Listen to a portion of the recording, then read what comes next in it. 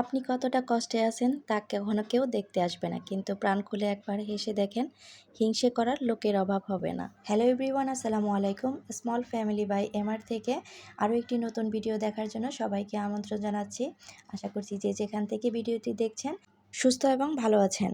আজকে আমি ভিডিওতে শেয়ার করব আমার এই ছোট্ট সংসারে মাসের বাজারে কিভাবে টাকা সেভ করি। আশা করি পুরো ভিডিওর সাথেই থাকবেন। ভিডিওটি দেখতে দেখতে যদি ভালো লেগে যায় তো প্লিজ ভিডিওতে একটি লাইক দিয়ে আমার ভিডিওটি কন্টিনিউ করবেন। আপনাদের ছোট্ট একটি লাইক পারে আমাকে আপনাদের মতো আরও কয়েকজনের কাছে পৌঁছাতে। আর আজকে যারা আমার চ্যানেল নতুন ভিজিট করবেন, আমার ভিডিওর কোথাও কোনো অংশ যদি ভালো লেগে যায় তো প্লিজ আমার চ্যানেলটি সাবস্ক্রাইব করে আমার পাশেই থাকবেন। ইতিমধ্যে যারা আমার চ্যানেলটি সাবস্ক্রাইব করেছেন এবং আমার ভিডিওতে দেখে লাইক কমেন্ট শেয়ার করেছেন তাদেরকে জানাই অসংখ্য ধন্যবাদ। আমার চ্যানেলটা যেহেতু নতুন, তো সবার কাছে যে আমার ভিডিওটা পৌঁছাবে এমনটা না। যাদের কাছে পৌঁছাবে প্লিজ তারা ভিডিওটা দেখে ছোট্ট করে একটা লাইক দিয়ে দিবেন, আরও কয়েকজনকে আমার ভিডিওটা দেখার সুযোগ করে দেবেন। এটা আমার নতুন চ্যানেল। এর আগে কিন্তু আমার আরও একটা চ্যানেল ছিল, চ্যানেলটার নাম ছিল মীরা অ্যান্ড ডটার। তো ওখানে এখন আর আমি কাজ করছি না, এই নতুন চ্যানেলটাতে কাজ করছি। তো আশা করি আমার এই নতুন চ্যানেলের পাশে আপনারা সবাই থাকবেন এবং আমাকে সামনের দিকে আগাতে সাহায্য করবেন। আমি পুরাতন চ্যানেলটা কেন ছেড়ে দিয়েছি, ওখানে কেন কাজ করছি না, এটা নিয়ে বেশ কয়েকজন আপুর প্রশ্ন আছে। তো আশা করছি একটা ভিডিওতে বলে দেব কেন ওই চ্যানেলটাতে কাজ করছি না। তো আপাতত এখন আর বলতে চাচ্ছি না। আজকে সকালে নাস্তার জন্য পরোটা বেলে নিয়েছি। পরোটা বেলে নেওয়ার পরে কিন্তু ভেজে নিয়েছি। পরোটার সাথে ডিম পোচ ছিল আর ডাল ভুনা ছিল। রুটি বা পরোটা ভাজলে যদি না ফুলে তাহলে অলরেডি কিন্তু মনটা খারাপ হয়ে যায়। তো আমারও কিন্তু মনটা খারাপ হয়ে গেছিলো, একটা পরোটাও ফুলেনি।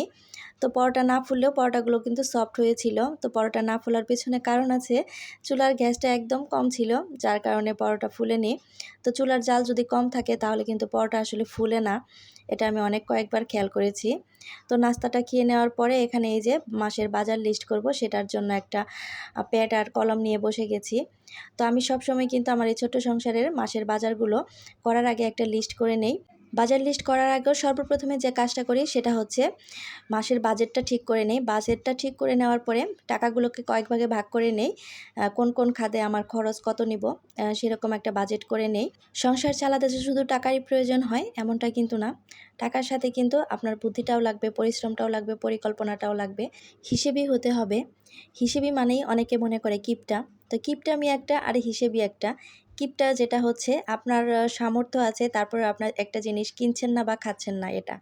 আর হিসেব হচ্ছে আপনার যতটুকু আছে ওখান থেকে একটু সঞ্চয় রেখে বাদবাকিটা খরচ করা, এটাই হচ্ছে হিসাব।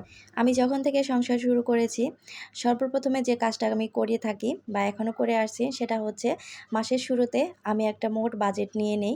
সেই বাজেটটাকে আমি কয়েক ভাগে ভাগ করে নেই, আলাদা আলাদা খামে টাকাগুলো রেখে নেই। তারপরে একটা বাজার লিস্ট তৈরি করে নেই, সেই অনুযায়ী কিন্তু আমার ছোট্ট সংসারের জন্য বাজার করে থাকি। আর এভাবে লিস্ট করলে, বাজার করে নিলে কিন্তু অনেক টাকাই সেভ হয়। এখানে আমি আমার মোট বাজেটটা আমার সংসারের চাহিদা অনুযায়ী নিয়েছি, তারপরে এটাকে আমি কয়েক ভাগে ভাগ করে নিয়েছি। শুকনো বাজারের জন্য যে টাকাটা লাগবে সেটা নিয়েছি, মাছ মাংস সবজি আর অন্যান্য যে জিনিসগুলো কেনা লাগবে আইডিয়া করে ওরকম কিছু টাকা নিয়েছি।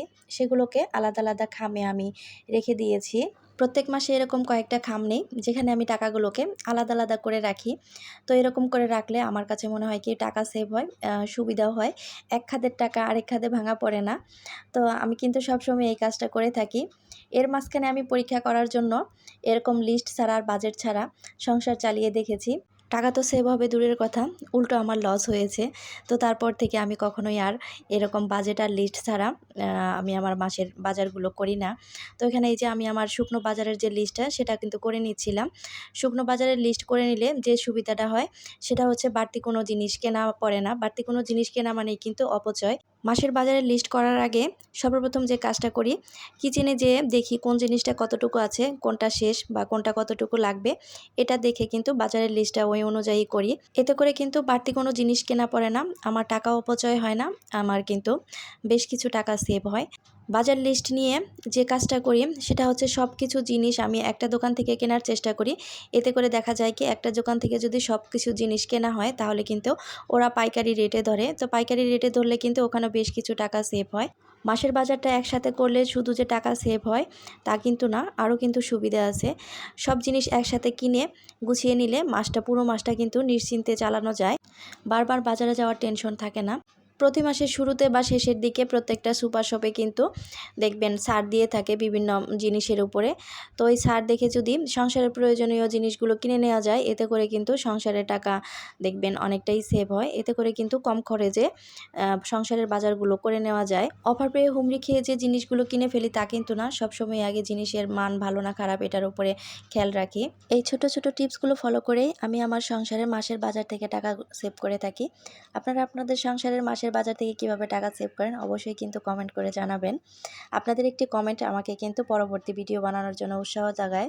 লিস্ট করে নেওয়ার পরে কিন্তু আমি আমার প্রয়োজন অনুযায়ী শুকনো বাজার করে নিয়ে এসেছি। আর এখানে এই যে একটা পুডিং বসাচ্ছি। আমার মেয়ে দুধ ডিমটা ওভাবে খেতে চায় না, তাই মাঝে মাঝে চেষ্টা করি পুডিং বানিয়ে খাওয়াতে। ও আবার পুডিংটা খুব বেশি পছন্দ করে। তো পুডিংটা একটা পাতিলে বসিয়েছিলাম। এই পাতিলটার ঢাকনা ওভাবে ঠিকঠাক নেই, তার জন্য স্টিলের একটা বোল দিয়ে ঢেকে দিয়েছিলাম। তো চেক করার জন্য ঢাকনাটা খুলে নিচ্ছিলাম। হাতে প্রচণ্ড পরিমাণ গরম লাগছিল। পাতিলের মুখটা খুব একটা বেশি ছড়ানো না, যার জন্য আসলে ঢাকনাটা খুলতে আমার অসুবিধা হচ্ছিল। তো একটা ছুরি দিয়ে আমি কিন্তু পুডিংটা চেক করে নিলাম ফুলফিল পুডিংটা হয়েছে কিনা। তো দেখলাম পুডিংটা খুব সুন্দর মতো হয়ে গেছে। পুডিংটা উপরে এত স্মুথ হয়েছে, দেখতে এত সুন্দর লাগছিল। আমার ঘরে ভ্যানিলা এজেন্স ছিল না, শেষ হয়ে গিয়েছে। তার কারণে আমি কিন্তু একটা এলাচ দিয়ে দিয়েছিলাম। তো পুডিংয়ের মধ্যে ভ্যানিলা এজেন্সের চেয়ে এই যে এলাচের ফ্লেভারটা আমার কাছে বেশি ভালো লাগে, কেন জানি না। এলাচের ফ্লেভারটা যেহেতু আমার কাছে বেশ ভালো লাগে, অনেক সময় কিন্তু ভ্যানিলা এজেন্স ঘরে থাকার পরেও আমি কিন্তু এলাচ দিয়েই বানিয়ে থাকি। তো অনেকে আবার এলাচের যে ফ্লেভারটা এটা ভালো লাগে না। আসলে এক একজনের পছন্দ তো এক এক রকম। যখনই একটু ভিডিওতে ভয়েস দিতে বসি, চারপাশে এত শব্দ আর বাচ্চাদের চিল্লাচিল্লি, খুব মন খারাপ হয়ে যায়। তো ভিডিওতে যখন ভয়েস দেবো তখন যদি এরকম চারপাশে শব্দ হয়, সেটা কিন্তু ভিডিওতে ভয়েসের মধ্যে চলে আসে, অনেকটাই বাজে শোনা যায়। তো প্লিজ সবাই একটু ক্ষমা সুন্দর দৃষ্টিতে দেখবেন। আমি যেহেতু ফোনেই সরাসরি ভয়েস দেই, যার কারণে বাইরের যে সাউন্ডগুলো ওগুলো দেখা যায় স্পষ্টই চলে আসে। আবারও বলছি, প্লিজ সবাই ক্ষমা সুন্দর দৃষ্টিতে দেখবেন। আমার পুডিংটা কিন্তু একদম পারফেক্টভাবে হয়ে গিয়েছে। পুডিংটা নামানোর পরে ঠান্ডা করে ফ্রিজে রেখে দিয়েছিলাম। পুডিংয়ের উপরে যে কালো কালো ময়লার মতো দেখা যাচ্ছে, ওগুলো কিন্তু আসলে ময়লা না, ওগুলো হচ্ছে এলাচের দানা। তো এখানে এই যে বাপ মেয়ে মিলে কিন্তু পুডিংটা কেটে নিচ্ছিল। আমি কিন্তু পুডিংয়ে খুব বেশি ক্যারামেল যে সেটা করিনি, হালকা পাতলা করেছিলাম। আমার কাছে এরকম হালকা পাতলা ক্যারামেলই ভালো লাগে। খুব বেশি ক্যারামেল আমার কাছে ভালো লাগে না। আমার মেয়েও আবার ওটা পছন্দ করে না। তো পুডিংটা কিন্তু একদম পারফেক্টভাবে হয়েছিল। ভিতরে এত প্লেন হয়েছিল, কোনো রকম কোনো ছিদ্র নেই। খেতেও কিন্তু অসম্ভব মজা হয়েছিল। আজ কিন্তু পুডিং খেতে খেতেই আপনাদের কাছ থেকে বিদায় নিব। ভিডিওটা এ পর্যন্তই রাখবো। সবাই ভালো থাকবেন, সুস্থ থাকবেন, আমাদের জন্য দোয়া করবেন। দেখা হয়ে যাবে নেক্সট কোনো ভিডিওতে। আল্লাহ হাফেজ। আসসালামু আলাইকুম।